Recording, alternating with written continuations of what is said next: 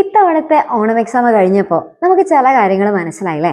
അതായത് നമ്മൾ പഠിക്കുന്ന രീതിയിൽ അല്ലെങ്കിൽ നമ്മുടെ പഠിക്കുന്ന സ്റ്റൈലിൽ ചില മിസ്റ്റേക്കുകൾ നമ്മൾ വരുത്തുന്നതുകൊണ്ടാണ് നമുക്ക് അവസാന നിമിഷത്തിൽ ഭയങ്കരമായിട്ട് ടെൻഷൻ അടിച്ച് പഠിക്കേണ്ടി വരുന്നതും അതേപോലെ തന്നെ നമുക്ക് മാർക്കിൽ കുറവ് വരുന്നതും. ഓക്കെ, അപ്പൊ ഇനി വരാൻ പോകുന്ന നമ്മുടെ ക്രിസ്മസ് എക്സാമിന് നമുക്ക് അത്തരത്തിലുള്ള മിസ്റ്റേക്കുകൾ നമ്മൾ ഒന്നും തന്നെ വരുത്താനായിട്ട് പാടില്ല.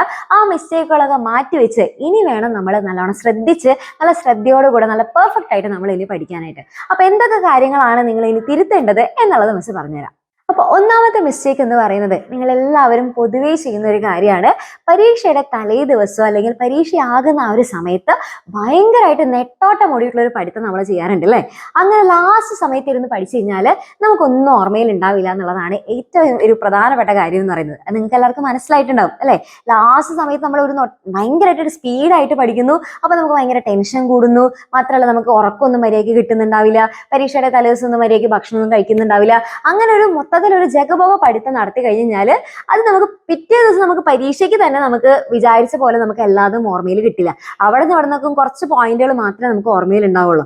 എല്ലാതും എഴുതാനായിട്ട് ഭയങ്കര ബുദ്ധിമുട്ടായിരുന്നില്ലേ. അപ്പൊ നമുക്ക് പഠിച്ച കാര്യങ്ങളൊന്നും ഓർമ്മയിൽ നിൽക്കുന്നില്ല. മാത്രമല്ല അത് വളരെ ടെമ്പററി ആയിരിക്കും. അതായത് ആ ഒരു ദിവസം മാത്രമേ നമുക്ക് ഓർമ്മയിൽ ഉണ്ടാവുള്ളൂ. പിന്നീട് നമ്മൾ വീണ്ടും ആ ഒരു ടോപ്പിക്ക് പഠിക്കാനായിട്ട് നോക്കിക്കഴിഞ്ഞാൽ ആദ്യമായിട്ട് പഠിക്കുന്ന പോലെ ഉണ്ടായിരിക്കും. നമുക്കൊന്നും ഓർമ്മയിൽ നിൽക്കുന്നില്ല. അപ്പൊ അതുകൊണ്ട് തന്നെ നിങ്ങൾ ഇനി ഒരിക്കലും എന്ത് ചെയ്യാൻ പാടില്ല, പരീക്ഷയുടെ ആ തലേ ദിവസം ഇരുന്നിട്ട് മാത്രം എഴുതി പഠിച്ചിട്ട് കാര്യമില്ല. നമ്മളിപ്പം മുതലേ കറക്റ്റ് ആയിട്ട് പഠിച്ചു തുടങ്ങുക, നല്ല സിസ്റ്റമാറ്റിക് ആയിട്ട് പഠിച്ചു തുടങ്ങുകയാണെന്നുണ്ടെങ്കിൽ പരീക്ഷ ആകുമ്പോഴേക്കും എൻ്റെ കുട്ടികൾക്ക് റിവിഷൻ ചെയ്യാനായിട്ട് പറ്റും. ഓക്കെ, അപ്പൊ അതുകൊണ്ട് തന്നെ പരീക്ഷയുടെ തലേ ദിവസം നെട്ടോട്ടം ഓടിയിട്ടുള്ള പഠിത്തം ഇനി ചെയ്യാൻ പാടില്ല. പരീക്ഷയുടെ തലേ ദിവസം റിവിഷൻ മാത്രമാണ് ചെയ്യേണ്ടത്. ഓക്കെ, റെഡി അല്ലേ? അപ്പൊ അതാണ് നിങ്ങൾ ഒന്നാമത് ചെയ്യേണ്ട വളരെ ഇമ്പോർട്ടന്റ് ആയിട്ടുള്ള കാര്യം എന്ന് പറയുന്നത്. ആ ഒരു മിസ്റ്റേക്ക് ഇനി ആവർത്തിക്കാൻ പാടില്ല. ഇനി രണ്ടാമത്തെ കാര്യം എന്ന് പറയുന്നത്, ചെയ്യുന്ന മിസ്റ്റേക്ക് എന്ന് പറയുന്നത് ഈ ബൈ ഹാർട്ട് ചെയ്ത് പഠിക്കുന്നതാണ്. അതായത് എല്ലാം ഇരുന്ന് കാണാപ്പാഠം പഠിക്കും. മാത്സ് അടക്കം കാണാപ്പാഠം പഠിക്കുന്ന കുട്ടികളുണ്ട് എന്നുള്ളതാണ് ശരിക്കുള്ള ഒരു വാസ്തവം എന്ന് പറയുന്നത്. അപ്പൊ അതുകൊണ്ട് തന്നെ ഈ ചെയ്ത് പഠിക്കേണ്ട കാര്യങ്ങൾ എന്ത് ചെയ്യണം, ചെയ്ത് തന്നെ പഠിക്കണം. മാത്സ് ഒക്കെ കാണാപ്പാഠം ഇരുന്ന് പഠിച്ചുകൊണ്ട് നമുക്ക് ഒരു ഉപകാരം കിട്ടില്ല. അതെല്ലാം അത് എന്ത് ചെയ്യണം, ചെയ്ത് തന്നെ പഠിക്കണം. പിന്നെ അതേപോലെ തന്നെ ബേസിക് സയൻസ് ആയിക്കോട്ടെ അല്ലെങ്കിൽ സോഷ്യൽ സയൻസ് ആയിക്കോട്ടെ, ഏത് സബ്ജക്ട് നിങ്ങൾ പഠിക്കുമ്പോഴും ഷോർട്ട് നോട്ട് ഉണ്ടാക്കി പഠിക്കാം.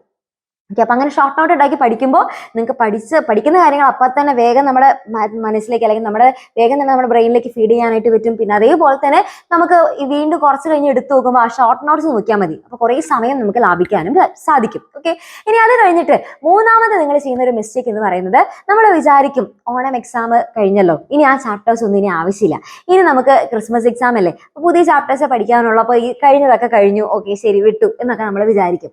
പക്ഷെ അങ്ങനെയല്ല മക്കളെ. ഇനി നമുക്ക് ക്രിസ്മസ് എക്സാമിന് ഇനി പഠിക്കാൻ പോകുന്ന ചാപ്റ്റേഴ്സ് മാത്രമല്ല, ഒരു 20% ഓഫ് ക്വസ്റ്റ്യൻസ് വരുന്നത് നമ്മുടെ മുന്നുണ്ടായിരുന്ന നമ്മുടെ ഓണം എക്സാമിന് ഉണ്ടായിരുന്ന ചാപ്റ്റേഴ്സിൽ നിന്നാണ് നമുക്ക് ക്വസ്റ്റ്യൻസ് വരിക. അപ്പൊ ഈ രണ്ട് കാര്യങ്ങളും ഇമ്പോർട്ടന്റ് ആയിട്ട് തന്നെ നമ്മൾ എന്ത് ചെയ്യണം, പഠിച്ചു വെക്കണം. അപ്പൊ മുന്നേ നമ്മൾ ഓൾറെഡി പഠിച്ചതും അതിൽ നിന്നും ക്വസ്റ്റ്യൻസ് വരും, ഇനി പഠിക്കാൻ പോകുന്ന ഭാഗത്തു നിന്നും ക്വസ്റ്റ്യൻസ് വരും. ഓക്കെ, അപ്പൊ അതുകൊണ്ട് തന്നെ നല്ല വൃത്തിയായിട്ട് നല്ല ഡീറ്റെയിൽ ആയിട്ട് തന്നെ ഇനിയുള്ള ഓരോ ചാപ്റ്റർ നന്നായിട്ട് പഠിക്കണം.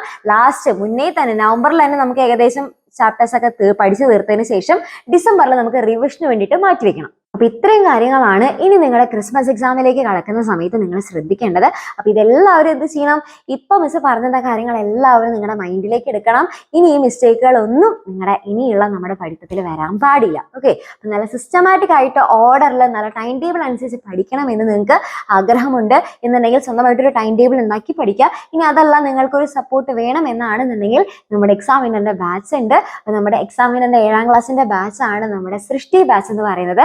സൃഷ്ടി ബാച്ചിൽ നിങ്ങൾക്ക് ജോയിൻ ചെയ്യാനായിട്ട് സാധിക്കും. ഇത് കൂടാതെ നിങ്ങൾക്ക് USS നന്നായിട്ട് പഠിച്ച് നല്ല അടിപൊളിയായിട്ട് നല്ല മാർക്കോട് കൂടെ പാസ്സാകണം എന്നാണെന്നുണ്ടെങ്കിൽ USSന് വേണ്ടിയിട്ട് നിങ്ങൾക്ക് ഫ്രീ ആയിട്ടൊരു ബാച്ച് നമ്മൾ തരുന്നുണ്ട്. അതായത് ₹1 പോലും നിങ്ങൾ അതിൽ മുടക്കേണ്ട ആവശ്യം വരുന്നില്ല. ഓക്കെ, ഫ്രീ ആയിട്ട് നിങ്ങൾക്ക് ക്ലാസ്സുകളും അതേപോലെ വീഡിയോസും ഒക്കെ നിങ്ങൾക്ക് കിട്ടും.